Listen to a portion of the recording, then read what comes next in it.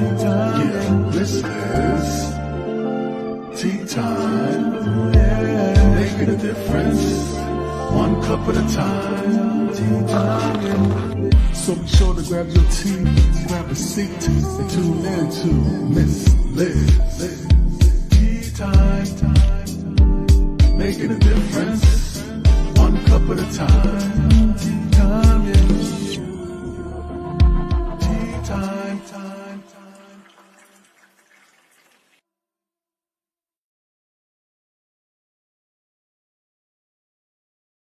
Well, welcome to Tea Time. You know what time that is. It is story time and words. That's right. We serve a different type of tea on Miss Liz's Tea Time in this house. But before we get started, we're going to get you over to Miss Liz's YouTube channel. And we're going to get you to subscribe to Miss Liz. Ring that little doorbell and you'll be notified when we're streaming live. Or you can watch the replays of over 400 different interviews from all walks of life for the last 5 years. I want to thank everybody for tuning in and joining me. Tonight, I have the incredible Tong Ge guy. I think I'm saying it right, and she's nodding her head, so I think I've done it right. She's in the house, and we're going to be sharing her book and her work and her life story a little bit because I got some little goodies that I found on her, and we're going to bring those to the table tonight. So before we get started, we're going to get the disclaimer out there, we're going to get a bio out there, and then we're going to get her in the house, and we're going to spill a tea. And tonight's tea is tribulations, endurance, and adversities. That's the type of tea that we're going to be serving tonight, and that's the tea that I was given by her. So let's get started with the disclaimer. Disclaimer for Miss Liz's Tea Time live show. Miss Liz, myself is going live using StreamYard. Before leaving a comment, please grant StreamYard permission to see your name at StreamYard.com. Please be advised that the content brought forward for any Tea Time show hosted by myself, Miss Liz, is always brought forward in good faith. However, it may bring forth dialogues and opinions that are not representative of my platform. The facts and information are perceived to be accurate at the given time of airing. All Tea Time guests and audience participants are responsible for using their good judgment and taking any action that may relate to the discussion.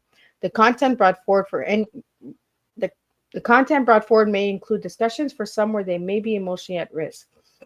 It is significant to know that this show is engaging in discussion forms only to offer and inspire awareness and connection and is not providing therapeutical advice.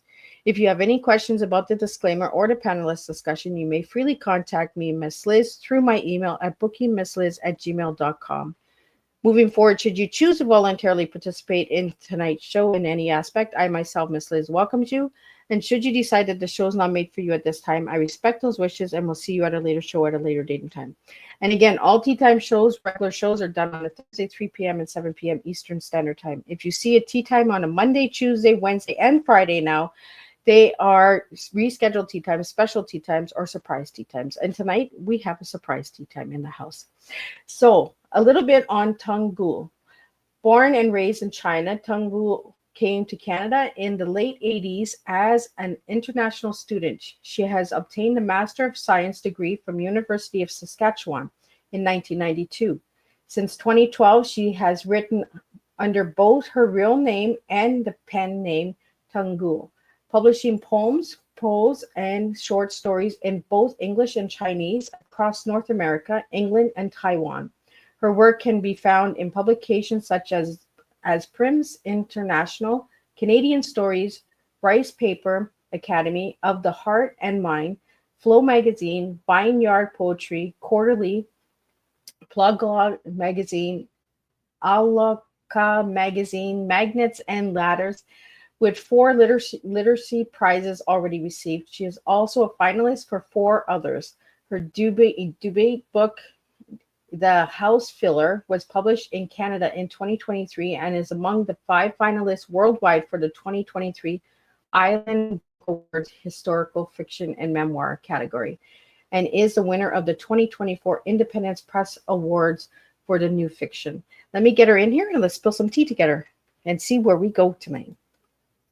Welcome, Hi, Tong Ge. thank you. Did I get it right? I Got it tried right, so hard. Yeah, 99%. So welcome to the show. It's an honor to have you here. It's an honor for me to be here. So let me take you down the road of who you were as a little girl and who you are now. I was very talkative, very, I would say, pretty smart little girl. And I wanted to be a dancer when I was a little girl. So, however, I was born in the early 1960s, and when I was 4 years old, China had something called the Cultural Revolution. So we lived in a small town, university town. So there was no professional training opportunity for dancers. There's no dance studios. There's just no opportunities. But way back when during the Cultural Revolution, there's lots of propaganda teams. They do loyalty dance. Like young people, young right guards, they do loyalty dance. Well, everybody's supposed to do loyalty dance. That's my first dance license. so pledge your I'm so glad you loyalty brought up the to- dancing because I found that about you. yeah.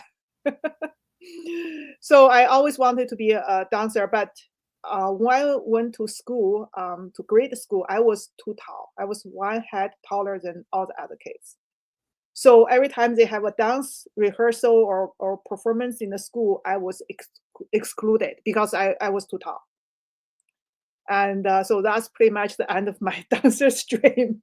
Today, I'm a writer. I'm also a financial planner. That's for my, for my livelihood. I have to feed myself, right? So that's how I make a living. But in the heart, I'm an artist, and I wanted to be a writer when I was in junior high. It's a long journey, but finally I'm here. See, and you're bringing up all the goodies that I found about you because I was just like, oh, because I just seen your interview that you did with Shooting at Raw with a good friend of mine, Ram, Oh, from I Japan. see. Yeah. Small world, isn't it? It is a small world. I'm surprised. Wow. I was just like, oh, my guess is with Ram. And Ram forgot to tell me. I will reach out to Ram and let him know that I've seen it. But no, I found that you were that you wanted to be a dancer. And when he was doing the interview with you, you were a Broadway dancer, not a Broadway dancer, but a ballroom dancer. Ballroom, yes. Yeah. So That's what more is like it about the ball? So what like was it about the ballroom dancing that you liked? it's just a dream like I had when I was a child. I never had a chance. So when I was in my 30s, I found out actually ballroom dance studios in Calgary. Um, I love the music and I love the movement. I just love to dance, but I could never be a professional dancer. I was too old. But it's just for my own entertainment and satisfaction. And also, I found when people dance, they're generally happy. So I have these weird ideas. So if we have some kind of organization organize the world dance conference or something, dance not a competition, but every country will dance with every other country. Like then I think the world peace will be achieved because when people are dance, they're happy. Usually you don't see people, angry when they dance. They're generally happy. So Yeah. we have a guest in the house. We have Shadow God joining us, and he says, "Hello, Miss Liz and Tong Ge. I am happy to be here with you this evening, and I'm here to listen and learn." So Thank I want you, to Shadow really God. get into who. Yeah. Uh, so Tungu, I want to get into the dancing more because that was part of growing up as well. You had to learn that loyalty dance, correct? Yeah, loyalty dance. Yes. Yeah, because in China, like during the Cultural Revolution, we have to express our loyalty to Chairman Mao, pretty much. So that's a loyalty dance. And there's not much technical. There's not real. Most of those dances were done by amateurs. They're not professionals. But to me, still that was eye opening because um, every once in a while, like pretty often, the dance troops will travel to our college and present the dance. When I was 4 years old, I think 4 or 5. One time when there's a dance troupe came, but because we were living in a university on a university campus, so some college students they knew me because I was really good at reset Chairman Mao's quotation. So I became famous with reset Chairman Mao's quotation. They knew me. So they brought me with, like, I was playing outside. They just brought me to the theater, waiting for the show to start. But the show was started really, really late, like overtime. And people get restless. Then I just decided to step onto the stage and start my own dance, solo dance, and singing and dance. And by then, all the entrance were blocked by people. Actually, people were like layers of people. All the seats were taken. Then people like stood at the back and blocked all the doorway. So my family thought because I was out the whole day, I didn't come home for supper. So the child was missing.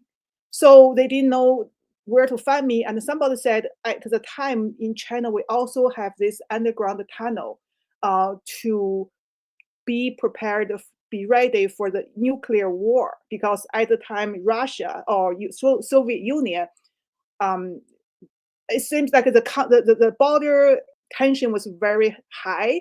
And it was a possibility they would launch a nuclear war at us. So every work we call work units, right? Work unit is university, factory, manufacturer, villages, military units is called work units. Every work unit was required to dig underground tunnel.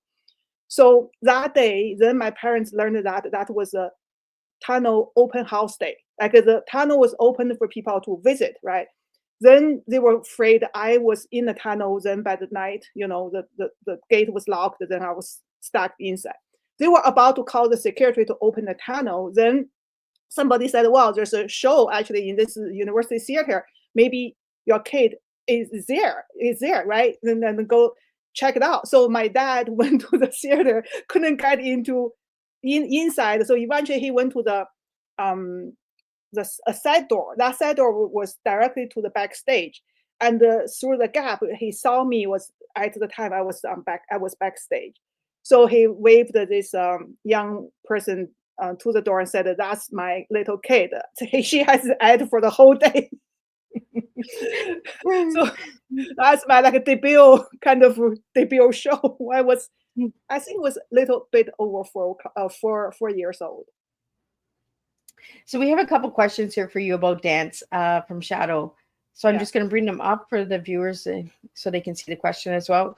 Miss Tungu, have you ever done the sword dance or the rose dance? No. And then, or the dragon dance or the lion dance?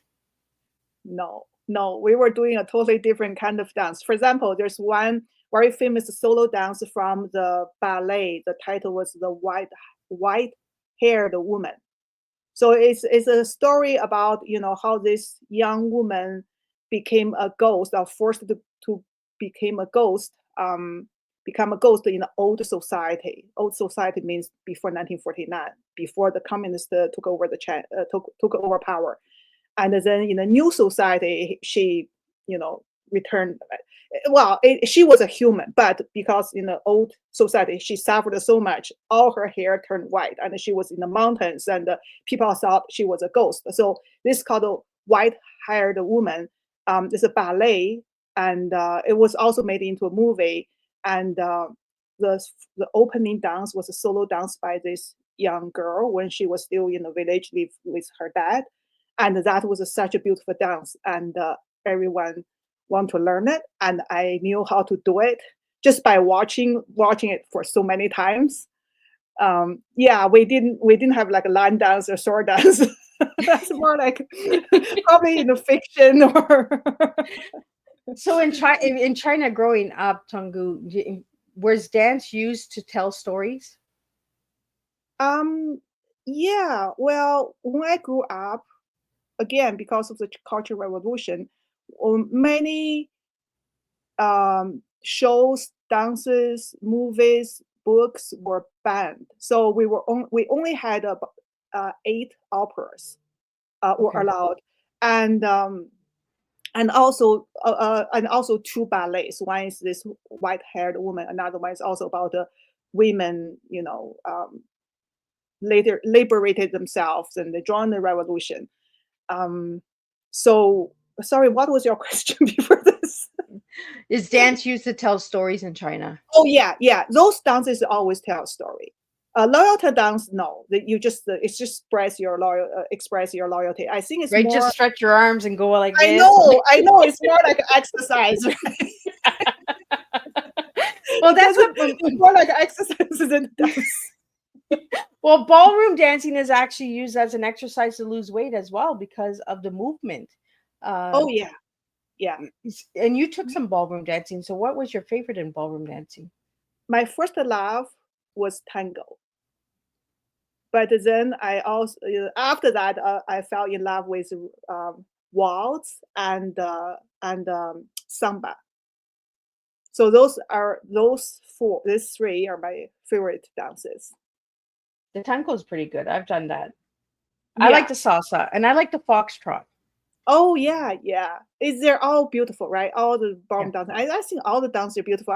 Even the folk dances. Any place you go, any nationality, any minority group, like I think their dances are all beautiful. I couldn't even find some dances not right. Each It's just so impressed me. Every dance, every kind of dance are beautiful, basically. So, Tongu, let's get into your book, the book that Mickey sent me, and it's called the House Filler. So, what's the Yeah. House Filler about? The house failure is actually based on my grandmother's story. So in China, in the old time, a woman who marries a widower is called a house failure. Oh, So okay. that's the title because the protagonist, the Golden Phoenix, she missed her ideal marriage age, which was between 16 and 18, typically. So she didn't marry until she was 26. There's two reasons. One was because her feet were too large. Like at that time, Chinese women, like their parents bound their daughters' feet because um, of value of a woman is measured by the size of her feet. The tinier the feet, the more she would be desirable. So all the parents band their daughters' feet so they can marry off well. But Golden Phoenix was a motherless child, and her father delayed her foot binding process until she was 6. So it was a little bit too late. So her feet was not ideal size, which is 3 twin golden water lily size. 3 Chinese twins about 4 inches long, and her feet was like bigger than that.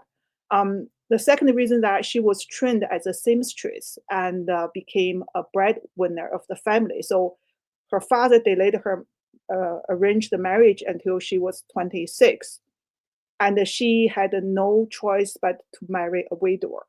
And her husband was 20 years older than her. So that's where the title of the book came from. So, Tongu, the people that don't know, my listeners, what is foot bonding? Oh, so in China for about more than 1,000 years, that um, little girl, like their parents would band their feet with using like basically band the 4 toes underneath their feet, only leave the big toe and then wrap it up really tight. So stop the foot growing, and also mm, like those four toes, if they were lucky, they're just dislocated, but sometimes they're just broken. And Ouch. so because tiny feet is supposed to be sexy, and this came from in Song Dynasty. There's a emperor who just loved the tiny feet woman, and that's how the tradition started. So even ordinary people would bend their daughter's feet because, like, at that time, if your feet is too large, nobody would want to marry you, except for, let's say, peasants or coolie, the hard labor.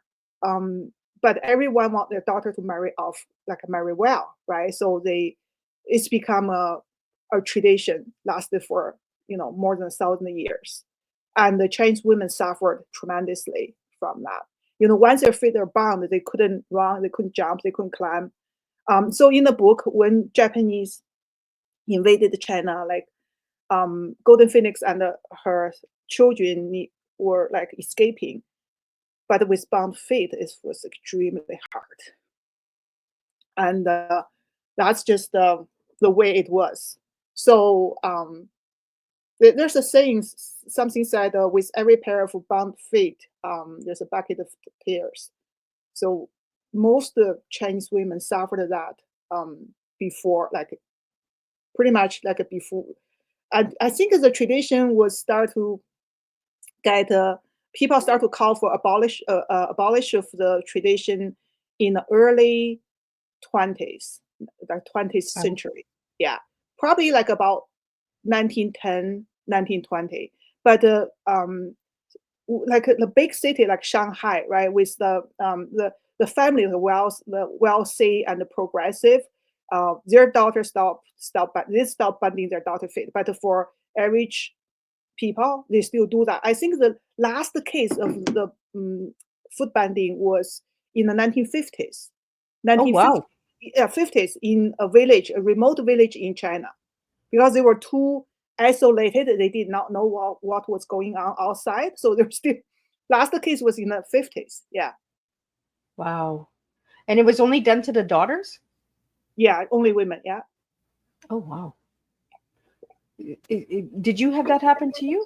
No, I was born in the 60s. No.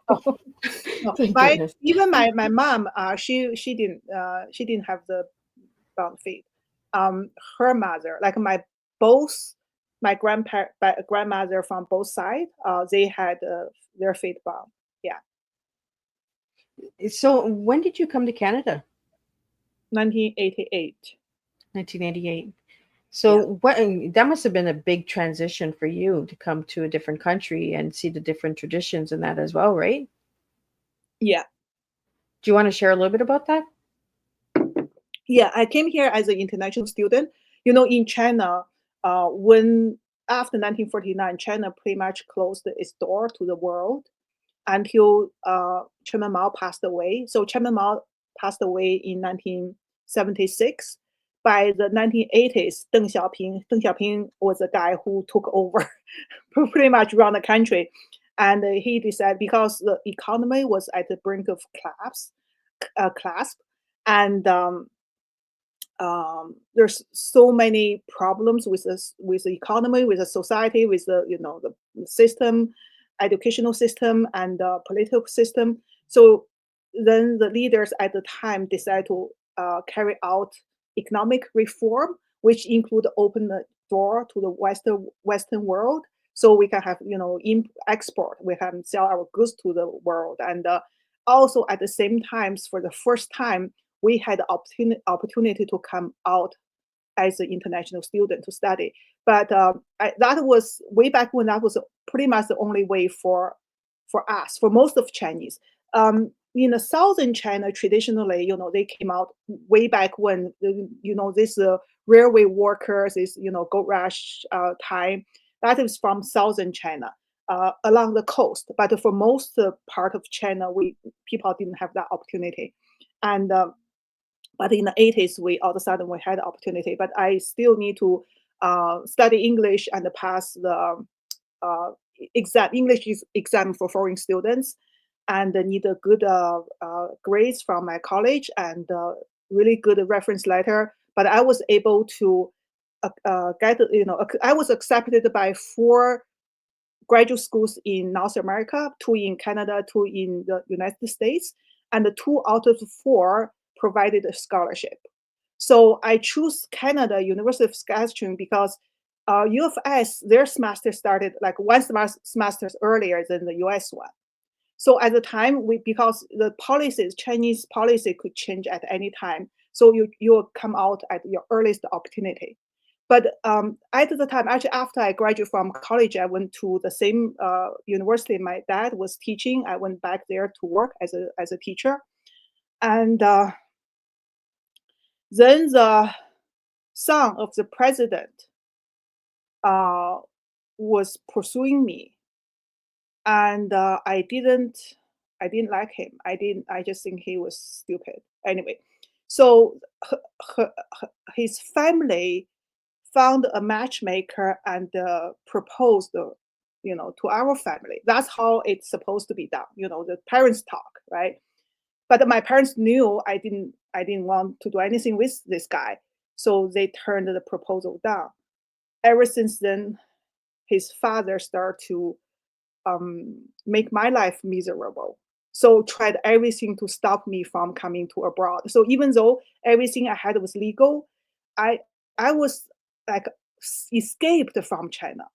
Like when Yeah. I left my house, my parents' house, they were too afraid to even step outside of the door to say goodbye to me because they were afraid the neighbors would say, and then everybody knew I was leaving.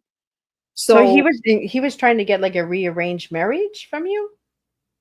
yeah, yeah, the president wanted me to marry his son, and I pretty much like my family turned him down. Like I turned him down. So then it was like he was taking revenge on me. And at the time, without the approval from the university, from like my work unit, I couldn't even get a passport.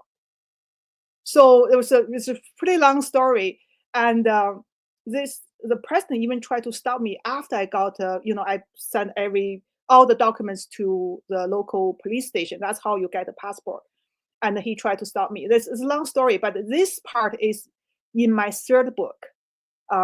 Because my book, there's a trilogy, right? So first book is about my grandmother, second book is about my parents, and third book is about myself before I came to Canada. So this part is in the third book, and it will be a fantastic reading. And people usually don't realize what we were, going through. Um, Yeah. it doesn't mean if you do everything legally, you can get it done. There's still, yeah, I was almost like escaped from China. Like I in a train station in Xi'an because my parents didn't say goodbye to me. But after I arrived in Xi'an, which is a big city next to this college town, then my dad went to Xi'an to see me for the last time, like before I leave. That was the last time I saw him. That was So the last time Tunggu, my father. have you been back to China since coming to Canada? Yeah, I have. But after I left, then I came here in 1988. My father passed away in 1991. So when he was dying, I couldn't go back to visit him for two reasons. Because I was holding, like, I had a student visa, international student visa, so I was a visa student. But at the same time, all the Chinese students applied for land immigrant after 1989 Tiananmen massacre happened. So then we were like, I was in Saskatoon, right? We were told because we were it was a special case. We were not limited by the immigration quota, and everybody will be landed within a year. So we all applied in 1989, summer of 1989. But Saskatoon was the only city. It took Saskatoon 2.5 years to land us. Like every single city in Canada landed those foreign students, Chinese students in a year. It took Saskatoon 2.5 years. During that time, my father passed away. So I was told if I leave Canada, I couldn't come back because I have something called the dual status. And also I knew, and my family knew, if I go back to China, that president will stop me. I couldn't come back. Right? In Canada, it's not like in the States. In the States at the time, what they did for Chinese students were if Chinese students need to go back to visit during that time before their landed immigrant was approved, the United States will give them something called a return visa, which means they give Okay. stamp on their passport before they leave, right? So they don't have to go through the Chinese system to get the visa to come back. But Canada didn't do that for us. So that's why it was the last time in a train station in 1988. Last time I saw my father. I never saw him again. And I think it's important to have this conversation, in Tungu, and you sharing your story with us, because there are so many things that you have to go through becoming an international student and stuff like that, that you may not ever see your family again. Different visas for different countries, like you said, like the United States is completely different than Canada. And these are conversations that we don't even bring to the table, that people don't even know about. Yeah. We hear of international students coming and taking education, but the transformation that you guys go through, and that the sacrifices that you make to come and get the education too. Yeah, and in the summer of 1991, my father had a liver cancer. But at the first, my family didn't tell me that because they didn't want me to risk going back. So they lied to me. They said that he had a kidney stone. And until a few months later, I really finally learned the truth. I went to the immigration office in Saskatoon and asked if they can grant me a return visa, or if they can speed up my application because of this special reason. You know what that officer said? He said, "Why every time you guys have a problem, you come to us?" At the time, I was too inexperienced. I didn't know what to say. Like now, I would have said, "Well, it's for the sake of humanity." But at the time, I did not know. Yeah. And then he also said something, because what happened in Saskatoon was those graduate students, Chinese graduate students, those who were graduated, they couldn't work because they don't have a land immigrant status, right? They were still students. So they sent a few representatives and went to the immigration office and asked if they can do something to, because we were already delayed. Like every city already landed other students in a year. We at the time we were like over 2 years. So, but I was not involved in that. I was not a part of it. I was just too sad, too miserable about what happened to my father. So, and also that was the time I was writing my thesis. And anyway, so when I was visiting, like say this immigration officer, he also said something. He said, um, "You guys send some students to us, and because you can't find a job. As far as that concerned, if you guys go sweep the street, it's not our problem." This is a immigration officer. When I saw there's two pictures on his, the the desk, there's a glass top. Old time you put the pictures underneath, and there were two teenager girls, very pretty. I asked him. I said, "Are those your daughters?" He said, "Yeah," and that was the only time he was like smiling. I wanted to ask him, well, suppose um, you're dying and your daughter want to see you for the very last time. But I didn't dare to, because I carry the baggage of when I came from China, what those in power, what they could do to you. So I was afraid if I say that, then he would take my application out and just never grant my application approval. Like I did not know. I thought he could do something like that, just like in China. So it was totally like he was powerful, I was powerless, and I couldn't do anything about it. So that's how eventually my father died, and his last word to me was study hard. And the the inheritance I like the assets, so called, like legacy I inherited from him was a pen. That's everything he left to me. So I guess I become a writer is for a reason. People ask me why I write. Like I said, actually I heard about this. I read about this or heard about this a few weeks ago.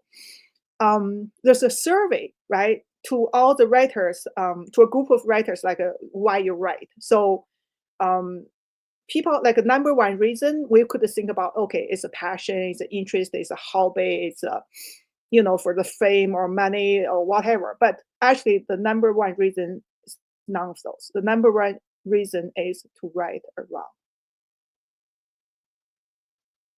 So Hunggu, that's, I I really, think. Hunggu, thank you for sharing that. These are stories that we need to get out there. These are things you made a sacrifice to come to a country to learn. and you were treated, like the same as back home. Like you were on your tippy toes, walking on eggshells all your life. Yeah, Um, that fear of I can't speak up, I can't have a voice, because if I voice that, they're gonna send me back. They're gonna take this from me. yeah. And at least, the most heartbroken thing was my father passed away because I was told by the immigration officer, nobody is a special case. Everybody is special case. Basically, we're not going to do anything for you. I called the Foreign Affairs Department and ask, I was just trying to ask where was my application, and I got a flat no, like say we're not going to tell you anything, we're not going to check anything for you. So my father passed away on November 13th, before Christmas of 1991.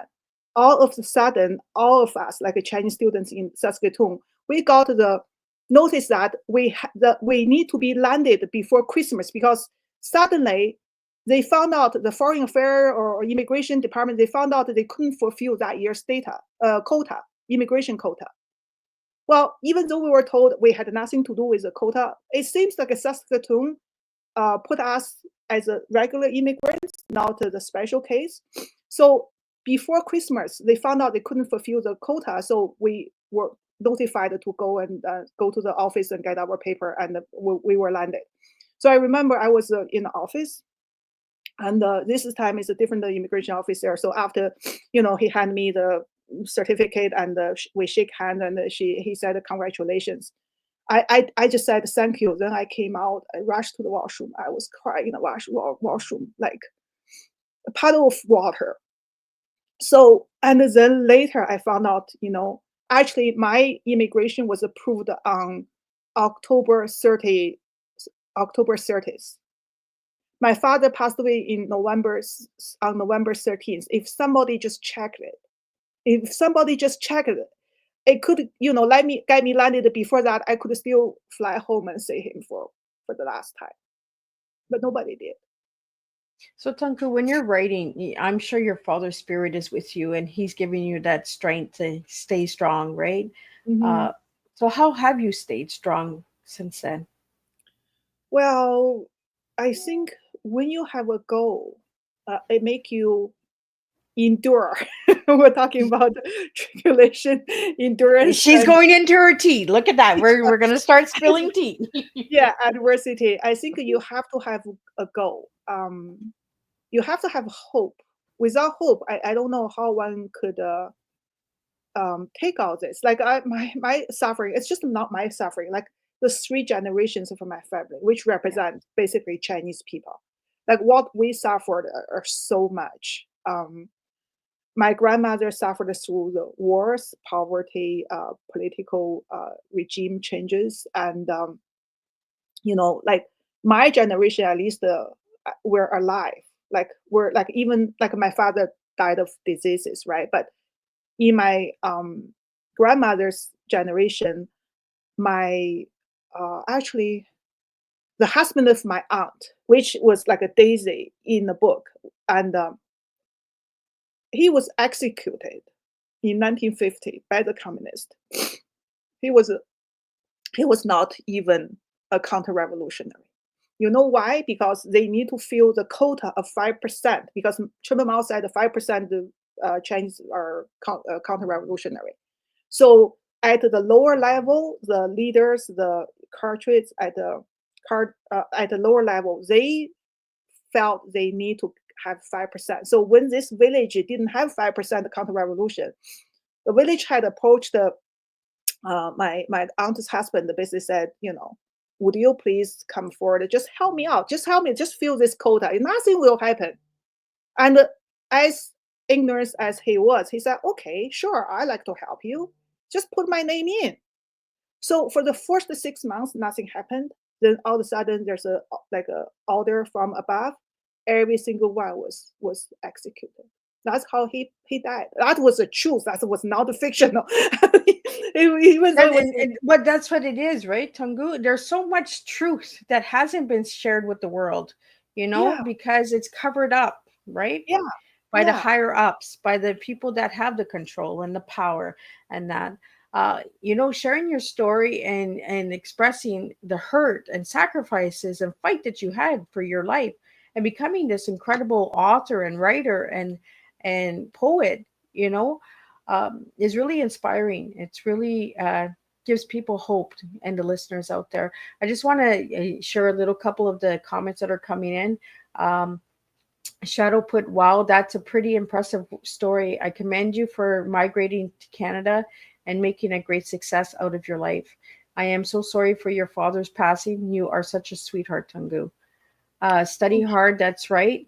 It's hard to be shunned, being told to shut up and sit down. That's wrong. I've been treated that like that too. Be cannot control how others think and respond, but for us, it's a must. It's hurt to be shunned, being told to be quiet. Being shunned, be making the sacrifices, coming for education, learning that human race is not being treated equally is Sorry. is is why I do these tea times, and why I love having stories like yours on Tea Time, Tungu, is because you open those doors of truth, and the truth needs to get out there. These Yeah. stories need to be heard.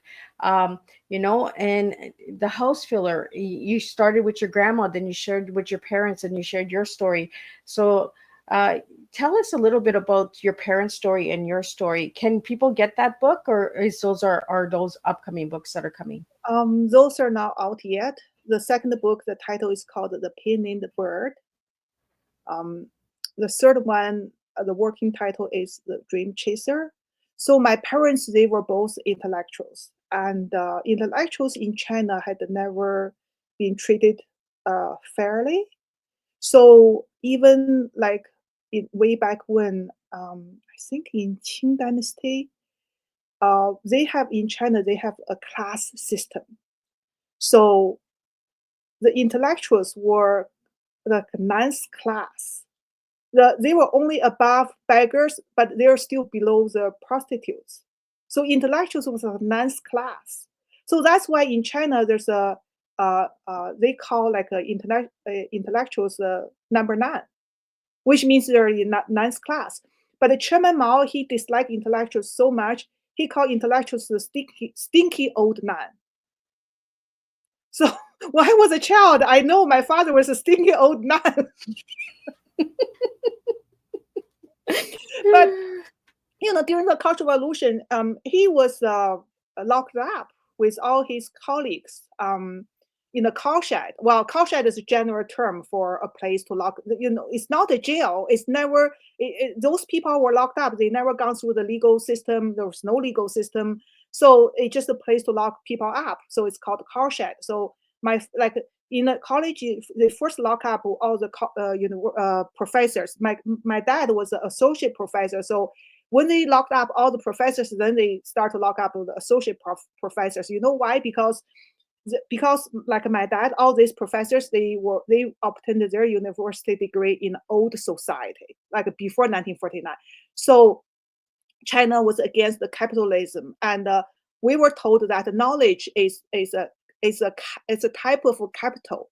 So anybody had knowledge was also a capitalist. So that's why they were locked up. It's just for their occupation, right? But some people died in that car shed. Not everybody survived.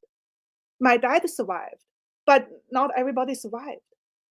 And so, like, I have a sister who is much older than me. It's very strange. We're from same family.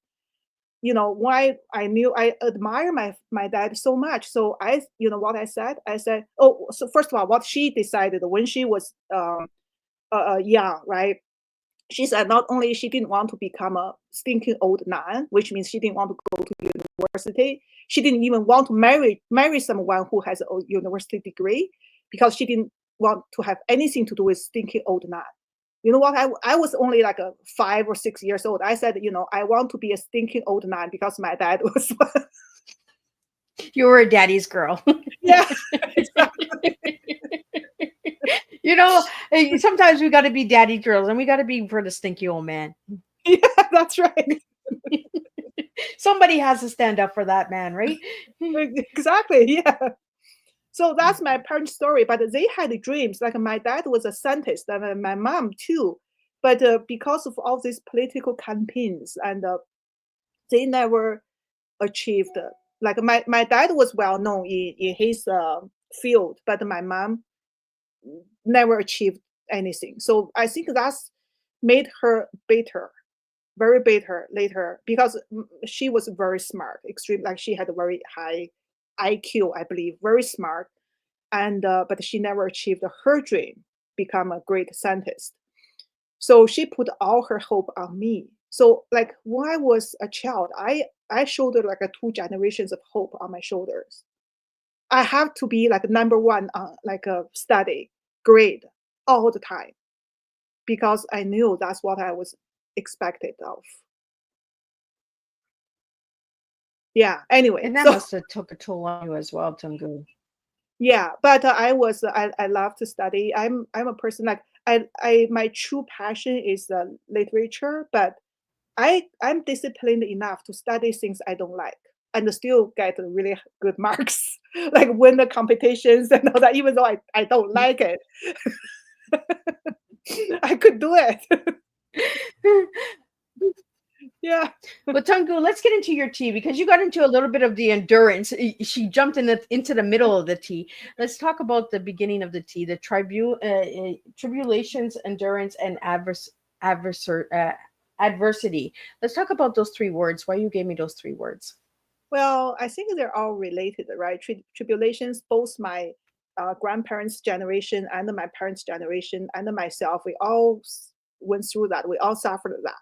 But for my grandmother, she didn't just, at first she just took, get those punches, took those punches in life and got knocked down and suffered and endured. But eventually she started to fight back. So that's what I admire her so much. And as I said, I sometimes I joking with my friend. I said, you know what? As a writer, I don't have too rich of imagination, but because I have so much good materials, I don't need a lot of imagination. You got the truth story, girl. Like The true you story. don't need to imagine anything. You've seen a lot and you've been through a lot, so you have that knowledge, right, to come to the Yeah. table and express yourself. Yeah. So my grandmother, she indeed joined the underground resistance, built the communist underground network to fight Japanese. She did that as an illiterate person with bound feet, a little old lady. She did all that, as I described in the book. Sew the clothes, make the clothes for the Eighth Ruth armies, and carry messages, which was extremely dangerous. If she was discovered, she could die. She could be executed, and she did all that. So I really admired her for that. And for my parents, I think they just suffered. I don't think they could fight back. Well, I mean, my mom fought back in a small ways, right? But if somebody is spied on her, yeah, she would report that person back. So she did this in a small ways, but it was just the oppression was like overwhelmingly, like they were, how do I put it? They were against the overwhelming odds, um, to not like to success in life or even to be free in life. They never really truly got that, and that's why I left China. I mean, when people ask me, why you leave China, of course I would say for freedom. But it's more than just freedom. It's also about the dignity. Like in China, like doesn't matter like when I was growing up or now. The problem is that anybody who has power over you, this person will abuse you and use that power to benefit himself. It could be your supervisor, it could be the university president, it could be a doorman, it could be somebody just hold that something like you couldn't get. It's just the whole system is like that. Yeah. And if you don't want to be a part of it, what do? Sometimes even in the case if you're not part of it, you'll be they will make you suffer. because you'll be alienated and even attacked. Um, so just just for the freedom, for the dignity, for everything. That's why I'm here. Yeah. I think I just lost my mic. My back. Yeah, you're back now. Yeah. See, we're getting the truth out, and then Miss Liz is getting mic'd. And they're blocking my mic. They don't want me to talk.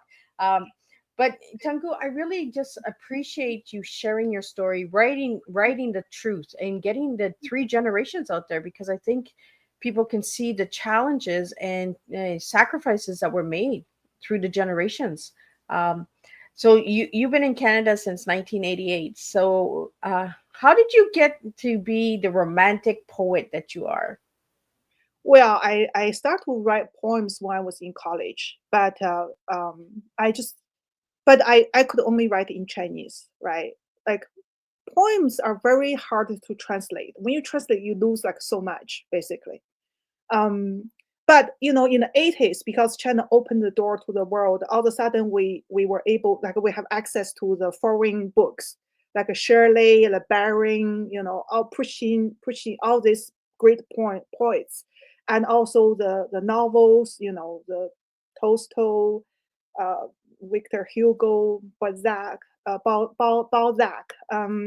these great writers in the world. So it was a eye opening. I was so hungry. We in the dormitory, in the college dormitory, because we're supposed to, the light was had to light. We must turn off the light at 11 p.m. That's the rule, right? The rule was very strict. But I remember I was reading books under the cover with a flashlight. You were the little rebel. Yeah, it just we were so hungry. All of a sudden, we're so hungry for the books. And I think I'm a romantic poet because I think I'm influenced by my father. I think he was one, but he also he was very knowledgeable about Chinese literature and history, as well as classic poems. So I got influence from him. My mom is a scientist. My dad is actually, I think my dad by heart, he was an artist. And also, as I mentioned in this other show, about the book my dad read for us during the Cultural Revolution, when we had a power outage. Then he didn't have to go to political meetings in the evening, so we would draw our window curtains. We light one single candle. Mom, dad, and I will huddle around, and dad would read from this book. It's called the Strange Stories from a Chinese Studio, Oh, or it's translated as Strange Tales from a Chinese Studio, written by an author in Qing Dynasty. His name was Pu Songling. He spent all his life, 40 years, to write this nearly 500 short stories. So that book was considered as a poison weeds, like it was banned. You're supposed not to have it, but I didn't know. I don't know how that book survived because our house were rated twice. But that book actually is two volumes. First volume one and volume two survived. So, but we need to hide the book. So in the those evenings, my dad would take out the book and then we would huddle around the candle and he would read it to us. I think that's my awakening about how beautiful the stories can be, and those are actually most are fantasies and some horror, but the author also uses through these stories to insinuate the real world, because in Qing Dynasty actually it was also something called Wen Ziyu. It means like the poets, the authors, it could be locked up or executed by something they wrote.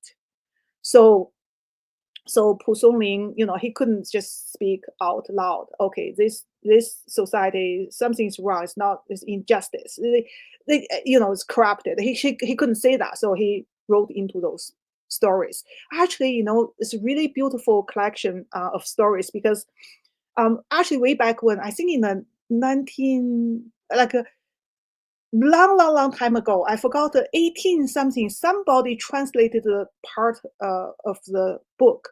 But I think it was only 160 short stories were translated into English. This year, 2024, the whole Oh, book is translated into English. You can actually find on Amazon. oh well, I you'll have to give it to me because I want to check that out. Yeah, I will. It's really beautifully written, and anyway, so that's um I got my nutrition from when I was a child, right? Like a literature nutrients from and it's then I start to tell my friends the stories I heard, and later when I could read, I would have found some folk tales, and then I tell my friends because when my dad was classified as a black class in during the Cultural Revolution, I became a target of bullying. So there's other kids, boys, they would bully me on my way to school and back. So I would gather a few girls around me and tell them stories. So everybody want to walk with me. So they will put me in the center. So that's how I felt I was protected. So telling story become not just the entertainment, but became a surviving tool. That's how I survived those initial years in a grade school. Actually, I think in the entire um, we call primary school. Um, yeah, that was at the time we only have 5 years, not 6 years. 5 years in primary school. That's how I survived. And that's what I mean. Like storytelling, it's survival. It's Yeah, overcoming adversity, challenges and struggles in life. Uh, this is why I find storytelling to be the new way of living. If we don't tell our stories, how do we continue the truth out there and keep the truth out there? And we all have to be a little rebel once in a while. I, I exactly. think I think we all need a little rebel in us. Yeah, actually, human species is the only one we about, like we tell stories. You don't see that in any other species, right? Only human. Well, they haven't shown that yet. Yeah, that's right. Tangu, I really appreciate you sharing your story and sharing your journey in Canada and China and your family's history and all that as well. By sharing this story of your grandma, the house filler, um, were you scared to share that story? No, No. I mean, I'm pretty safe in Canada, right? Well, if you're not, come and get me because I'm in Canada too. We'll do Okay, some. good. You got a Canadian guard here. There, I'll come and save you. Good. Thank you. I, I want to get into the word romantic before we wrap up because I asked you to give me one word to describe yourself, and you gave me the word romantic. What Yeah. does romantic mean to you, Tungu? Well, I think that's a really good question. I'm Because a you've been I, through so much. So romantic, like when you gave me that word, and now you're telling me the story, and I'm just like, she still has, hope for romance. yeah. I mean, if I'm fall in love, I'm hopeless. I don't really consider anything like wealth or position or class or social status or that. So I think in a way I was also not mature. I probably am still not mature now, but You're the I rebel. just yeah I like love to me is like water and bread. Um, I I wrote so many romantic poems and prose in Chinese. They're so beautiful, but I'm not very good at the judge people. Like I read people wrong. So that's why actually my romantic history is a tragedy. You go for the bad boys instead of the good boys. I know. I gave all my heart, all my soul out. Then at the end, I was hurt so much. It's become a pattern, right? It's like from college time. I think all us romances have always gone for the bad boys, and we forget about the good boys over on the other side. Exactly. Yeah. Uh, but in a bigger sense, I think this world is beautiful. And when you look at the sky and the ocean, and uh, there's another question about the color, right? Color blue. So it's related because the color blue, why color blue is my favorite color, because it's made me think about sky and ocean. Both are vast and there's limited, like there's no boundaries. Like you can have total freedom. You can do whatever. Like if you're a fish in the ocean or a bird in the sky, that is how, like, I relate to this blue with freedom, with possibility. And and I think a person who loves trees, flowers, ocean, sky, birds, has to be romantic. It has to be, right? We have to have some hope in something, right? Yeah, if there's a big beautiful tree, it's cut off, I would be sad, like for weeks over that. It's almost like mourning for that tree. I'm just like that. uh, yeah. And we have, when life gets heavy, we have to have a little bit of laugh, right? We have to lighten it up a little. Uh, Yeah. and Tungu, that's what you've done tonight. Is you shared a heavy story, and we're ending it with laughter, because life is laughter, right? It's like water, right? It's a good flow. It's a good spill, just like Yeah. tea is. Yeah. Uh, what final message would you like to leave everybody with tonight? um Freedom is never free. So I think when we have our freedom, either we fought for it, we paid for it, or somebody else fought for us and paid for it for us. So in my case, it took 3 generations for me to eventually gain freedom. It takes 3 generations. So I think we need to treasure it. Don't take it as granted, because you could lose it at any moment. In blink of eye, you could lose your freedom. Right? Look what happened during the COVID. Like, I thought I would travel when I retire. Then COVID hit. I was thinking, gee, had I knew I would do it before. You only lose it. You only realize how precious it is when you lose it. Yep. When you have it, you don't. Most of us don't even realize, right? It's something precious. So yeah. So guard your freedom, and be aware of you know that you could lose it. And Tungu, if anybody wanted to reach out to you to have you on their podcast, or share your books with them, how could they reach you? I have a website. It's my name, but there's a dash in between. Tong-ge.com.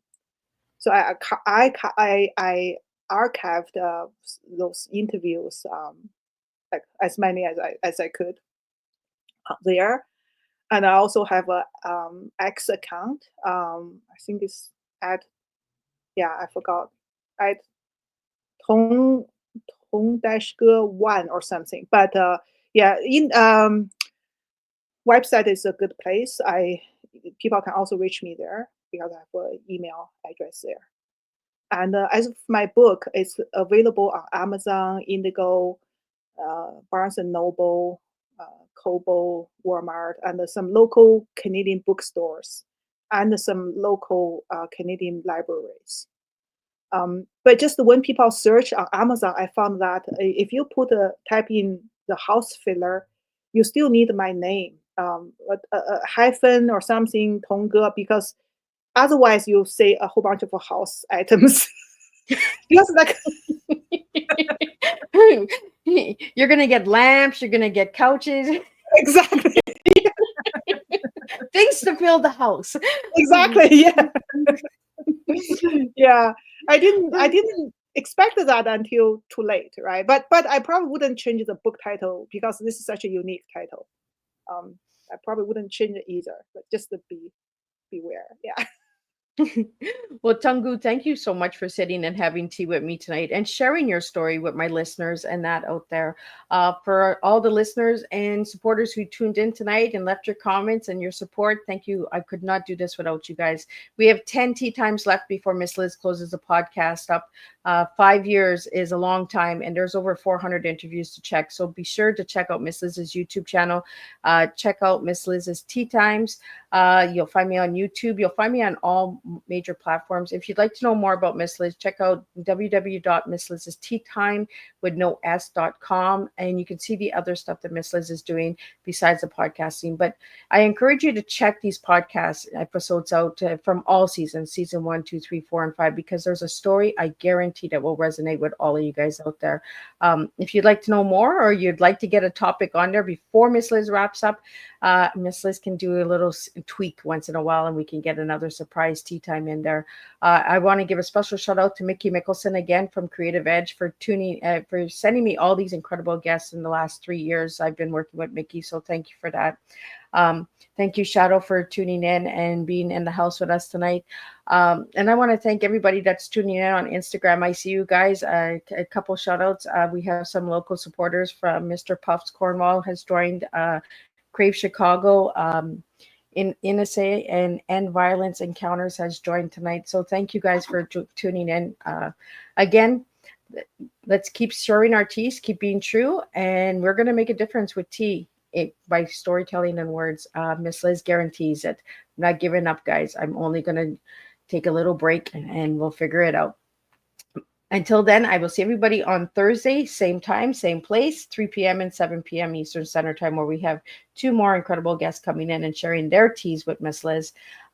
So again, thank you all, and I wish you guys all a good night, and stay true to who you are. Um, and we have one final comment I want to get up here. Tongu, I love you and thank you. So that's from Shadow God, and he's also the voice of Miss Liz's intro video. So if anybody wants to know who Shadow God is, check him out as well. He does some incredible work. So thank you guys, and stay tuned. We're going to get this done. We got 10 shows to go, and we'll see everybody on the 19th of December at 7 p.m. Eastern Standard Time with the reunion show, where we have over 60 guests that are coming back from 5 seasons. So it'll be a house, and we have some cool entertainment and all that good stuff. So until then, I'll wish you guys all a good night. Stay tuned, and Miss Liz will be back with more guests for the month of December. And we're going to be doing Monday, Tuesday, Thursdays, and who knows, maybe we'll throw in a Friday. We just never know. So thank you again, Tungu, for joining me tonight. And again, thank you, everybody. I will see you on Thursday, 3 p.m., 7 p.m. Eastern Standard Time. We'll do it all over again. Thank you, Miss Liz, for having me.